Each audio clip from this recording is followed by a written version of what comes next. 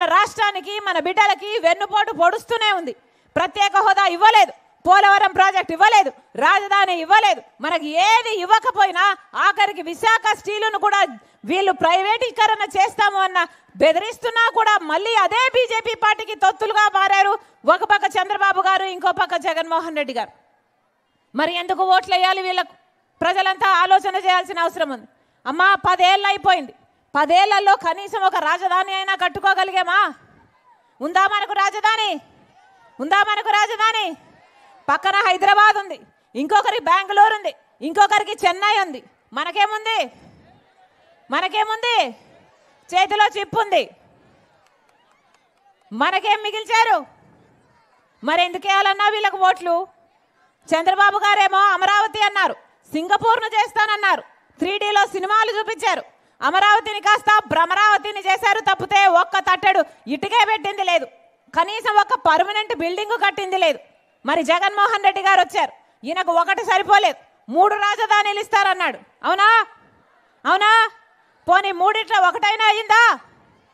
మరి ఏమిటన్నా? ఎందుకు వేయాలి వీళ్ళకు ఓట్లు? అందరికీ అన్నీ ఉన్నాయే, తలెత్తుకొని చెప్పుకోవడానికి మనకు కనీసం ఒక రాజధాని అయినా ఉందా? మరి అలాంటి రాజధాని కూడా ఇవన్నీ బీజేపీ పార్టీకి వీళ్ళు తొత్తులుగా గులాములుగా ఎందుకు మారారు? మారిన వాళ్ళకు ఎందుకు ఓట్లు వేయాలి? ఒకసారి ఆలోచన చేయండి. పోనీ వ్యవసాయం బాగుందా? బిడ్డల జీవితాలు బాగున్నాయా అంటే ఎంతమంది రైతులు? అసలు రాజశేఖర రెడ్డి గారు రైతులను ఎలా చూసుకున్నాడన్నా? నెత్తిన పెట్టుకోలేదా రాజశేఖర రెడ్డి గారు? రుణమాఫీ చేశాడు, అన్ని విధాలుగా రైతులకు అండగా నిలబడ్డాడు రాజశేఖర రెడ్డి గారు. ఇప్పుడు కనీసం మద్దతు ధర ఉందా రైతులకి? కనీసం డ్రిప్ వేసుకోవడానికి సబ్సిడీ ఉందా? ఇప్పుడు పంట నష్టపోతే పంట నష్టపరిహారం ఉందా? ఇప్పుడు ఏం చెప్పాడు జగన్మోహన్ రెడ్డి గారు? ఇలాగే 5 సంవత్సరాల క్రితం మైకు పట్టుకొని 3000 కోట్లతో ఒక ధర స్థిరీకరణ నిధి ఏర్పాటు చేస్తాను, ప్రతి సంవత్సరము 3000 కోట్లు పక్కన పెడతాను, రైతన్న వాడికి నష్టానికి అమ్ముకునే అవసరమే ఉండదు అన్నాడే. ఒక్క సంవత్సరమైనా 3000 కోట్లు పక్కన పెట్టాడా జగన్మోహన్ రెడ్డి గారు? 4000 కోట్లతో పంట నష్టపోతే ఒక నిధి ఏర్పాటు చేస్తాను అన్నాడు. ఒక్క సంవత్సరమైనా 4000 కోట్లు రైతులకు పక్కన పెట్టారా? మరి వీళ్ళ రాజశేఖర రెడ్డి గారి ఆశయాలను నిలబెట్టే వాళ్ళు? ఎందుకు వేయాలన్నా వీళ్ళకు ఓట్లు? ఒకసారి ఆలోచించండి. బిడ్డల్ని రాజశేఖర రెడ్డి గారు గుండెల్లో పెట్టుకొని చూశారు. ఫీజు రీయింబర్స్మెంట్ అయినా, వాళ్ళకు ఉద్యోగాలైనా ఎంత బాగా చూసుకున్నారు రాజశేఖర రెడ్డి గారు. మరి ఇప్పుడు ఏం చేస్తున్నారు జగన్మోహన్ రెడ్డి గారు? ప్రతి సంవత్సరం సంక్రాంతి వచ్చినప్పుడల్లా జాబ్ క్యాలెండర్ వస్తుంది అన్నాడా లేదా? మరి జగన్మోహన్ రెడ్డి గారు ముఖ్యమంత్రి అయి 5 సంవత్సరాలు అయింది. ఎన్ని సంక్రాంతులు వచ్చిపోయాయి? 5 సంక్రాంతులు వచ్చాయి పోయాయి. ఎన్ని జాబ్ క్యాలెండర్లు వచ్చాయి? ఒకటైనా వచ్చిందా? 0, గుండు 0. మరి ఎందుకు వేయాలన్నా వీళ్ళకు ఓట్లు? 2,30,000 ఉద్యోగాలు ఇస్తామన్నారు జగన్మోహన్ రెడ్డి గారు ఇలాగే మైకు పట్టుకొని 5 సంవత్సరాల క్రితం. ఎన్ని ఉద్యోగాలు ఇచ్చారు? 5 సంవత్సరాలు గడిచిపోయింది. ప్రభుత్వ శాఖలో మళ్ళీ అదే 2,25,000 ఉద్యోగాలు ఇంకా ఖాళీగా ఉన్నాయి, ఎందుకంటే నోటిఫికేషన్లే ఇవ్వలేదు కాబట్టి. మరి 5 సంవత్సరాలు ఉద్యోగాలు ఇవ్వకుండా ఏం చేశారు? గుడ్డి గుర్రాలకు పలుదోమేరా? ఏం చేశారన్నా? ఎందుకు వేయాలి వీళ్ళకు ఓట్లు? 23,000 టీచర్ ఉద్యోగాలు ఖాళీగా ఉన్నాయని ఆ రోజు జగన్మోహన్ రెడ్డి గారు చెప్పి, సిగ్గులేదా చంద్రబాబు 7,000కే ఎందుకు నోటిఫికేషన్లు ఇస్తున్నావని తిట్టాడు. మరి ఈరోజు జగన్మోహన్ రెడ్డి గారు ముఖ్యమంత్రి అయి 5 సంవత్సరాలు అయింది, అదే 23,000 ఉద్యోగాలు ఖాళీగా ఉన్నాయి. నేను అధికారంలోకి వస్తే మెగా డిఎస్సి ఇస్తానన్నాడు జగన్మోహన్ రెడ్డి గారు. 5 సంవత్సరాలు పట్టించుకోలేదు. ఇప్పుడు ఎలక్షన్లు వచ్చాయి, ఆఖరణ 2 నెలలు ఉందనంగా ఇప్పుడు 6,000తో ఒక దగా డిఎస్సి ఇచ్చారు. మరి 6,000తో దగా డిఎస్సి ఇప్పుడు ఇచ్చారు అంటే, మరి 2 నెలలు ఉన్నాయనంగా ఇచ్చారంటే ఇక పరీక్షలు ఎప్పుడు జరగాలి? మన బిడ్డలకు ఉద్యోగాలు ఎప్పుడు రావాలి? ఇది అయ్యేదా సచ్చేదా? 5 సంవత్సరాలు ఎందుకు ఇవ్వలేదు? 23,000 ఉద్యోగాలు ఖాళీగా ఉన్నాయి. 5 సంవత్సరాల కిందే తెలుసు మీకు మరి ఎందుకు ఇవ్వలేదు అని అడుగుతున్నాం. కనీసం కుంభకర్ణుడైనా 6 నెలలు నిద్రపోతాడు, 6 నెలలు పనిచేస్తాడే. మరి జగన్మోహన్ రెడ్డి గారు ఏం చేశారు? 5 సంవత్సరాలు నిద్రపోయారు. ఇప్పుడు ఎలక్షన్లు వచ్చాయి కాబట్టి, మీతో అవసరం ఉంది కాబట్టి, మీరు ఓట్లేసే యంత్రాలుగా వాళ్ళు చూస్తున్నారు కాబట్టి ఇప్పుడు బయలుదేరి సిద్ధం అంటూ బయలుదేరి ఇప్పుడు వచ్చారు. అవునా? ఎప్పుడు వచ్చారన్నా? 5 సంవత్సరాలలో ఎలక్షన్లు వచ్చాయి కాబట్టి ఇప్పుడు కనిపిస్తున్నారే. అదే రాజశేఖర రెడ్డి గారు అయితే ప్రజా దర్బార్ అని రోజుకు 1000 మందిని కలిశాడు. జగన్మోహన్ రెడ్డి గారికి కనీసం మంత్రులకు ఎమ్మెల్యేలకు కూడా అపాయింట్మెంట్ ఇవ్వలేదు. వీళ్ళ రాజశేఖర రెడ్డి గారి ఆశయాలను నిలబెట్టేది. సిద్ధమని ఇప్పుడు బయలుదేరుతున్నారే. దేనికి సిద్ధమన్నా? మళ్ళీ 8 లక్షల కోట్ల అప్పు చేయడానికి సిద్ధమా? మళ్ళీ బీజేపీ పార్టీతో అక్రమ పొత్తు పెట్టుకోవడానికి సిద్ధమా? మళ్ళీ బీజేపీకి మన ప్రత్యేక హోదా, రాజధాని, పోలవరం తాకట్టు పెట్టడానికి సిద్ధమా?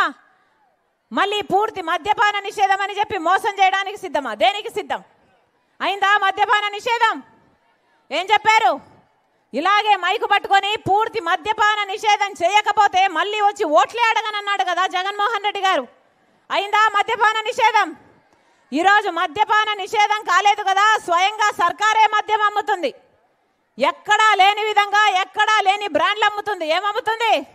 భూమట, స్పెషల్ స్టేటస్ అట, ప్రత్యేక హోదా అట, ఏమిటన్నా డిఎస్సి అట, అన్ని మద్యం షాపులోనే ఉన్నాయి.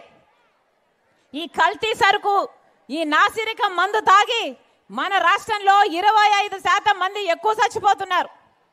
కిడ్నీలు, లివర్లు చెడిపోయి ఎక్కడికి పోతుంది మన రాష్ట్రం? ఎందుకేయాలి వీళ్ళకు ఓట్లు? ఒక్కసారి ఆలోచన చేయండి. ఈరోజు చంద్రబాబు గారికైనా జగన్మోహన్ రెడ్డి గారికైనా ప్రజల పట్ల చిత్తశుద్ధి లేదు. అందుకే చెప్తున్నాం, ఒక్క కాంగ్రెస్ పార్టీ వల్ల మాత్రమే మళ్ళీ మన రాష్ట్రం బాగుపడగలదు. ఒక్క కాంగ్రెస్ పార్టీ వల్ల మాత్రమే మళ్ళీ రాజశేఖర రెడ్డి గారి సంక్షేమ పాలన సాధ్యం. ఒక్క కాంగ్రెస్ పార్టీ వల్ల మాత్రమే ప్రత్యేక హోదా వస్తుంది, పోలవరం ప్రాజెక్ట్ వస్తుంది, రాజధాని వస్తుంది. అందుకే చెప్తున్నాం, కాంగ్రెస్ పార్టీని ఆశీర్వదించండి. 10 సంవత్సరాల ప్రత్యేక హోదా ఇస్తుంది కాంగ్రెస్ పార్టీ. మీరు మనస్ఫూర్తిగా ఆశీర్వదించండి. మన బిడ్డలకు ఎన్ని ఉద్యోగాలు వస్తాయో ఒకసారి ఆలోచన చేయండి. మీరు ఆశీర్వదించండి. కాంగ్రెస్ పార్టీ అధికారంలోకి వచ్చినాక 2 లక్షల వరకు రైతులకు రుణమాఫీ చేస్తుంది కాంగ్రెస్ పార్టీ. మీరు ఆశీర్వదించండి. కాంగ్రెస్ పార్టీ అధికారంలోకి వచ్చినాక ప్రతి నెల ప్రతి పేద ఇంటి ఖర్చుల కోసం 8,333 రూపాయలు, అంటే సంవత్సరానికి 1,00,000 రూపాయలు, 5 సంవత్సరాలకు 5 లక్షల రూపాయలు ఇస్తుంది కాంగ్రెస్ పార్టీ. మీరు ఆశీర్వదించండి. కనీస వేతనం ఉపాధి హామీ కింద 400 రూపాయలు చేస్తుంది కాంగ్రెస్ పార్టీ. మన బిడ్డలకు ఉద్యోగాలు రావాలన్నా, వ్యవసాయం బాగుపడాలన్నా, మన రాష్ట్రం బాగుపడాలన్నా కాంగ్రెస్ పార్టీ అధికారంలోకి రావాలి. మీరు మనస్ఫూర్తిగా ఆశీర్వదించండి. ఆ రాజశేఖర రెడ్డి గారి సంక్షేమ పాలన మీ ఇంటి గడప వరకు తీసుకొస్తానని రాజశేఖర రెడ్డి బిడ్డ మీకు మాటిస్తుంది. కాంగ్రెస్ పార్టీ ఎమ్మెల్యే అభ్యర్థి మీ బోని తాతారావు గారు, మీ సేవ చేసేవాడు, డాక్టర్గా మీ సేవ చేస్తున్నవాడు. మీరు ఆశీర్వదించండి.